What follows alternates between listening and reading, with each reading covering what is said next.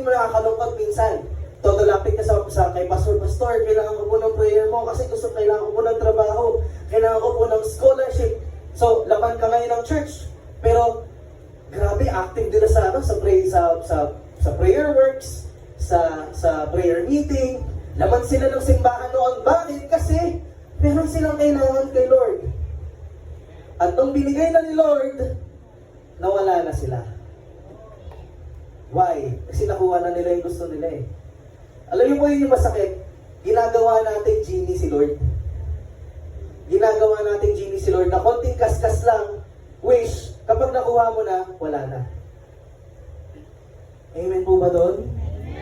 The sad reality is, some of us, pag nakuha na natin yung gusto natin at pinagpipray natin sa Lord, bumabalik tayo sa dating buhay. Bakit? Kasi hindi naman talaga si Lord yung kailangan mo eh. Yung hinihingi mo lang kay Lord eh. Magkaiba kasi yun eh. Yung lumalapit ka kay Lord kasi kailangan mo si Lord. At yung lumalapit ka kay Lord kasi may kailangan ka kay Lord.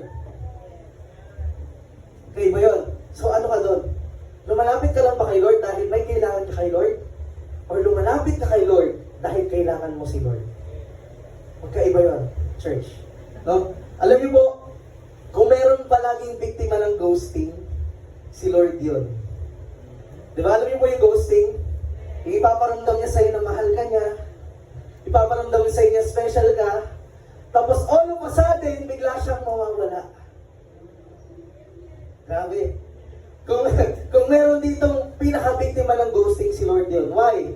Kasi, Lord, pahingi naman pong tuition fee. Pwede pahingi po ng ganito, pwede ganito, kailangan po ng ganito. Nung binigay na ni Lord, okay Lord, sige po, bye-bye, thank you, balik na lang po ulit kapag may kailangan na ako. Ayun. Doon tayo nagkakatalo. Nilalapitan lang natin si Lord kapag may kailangan tayo.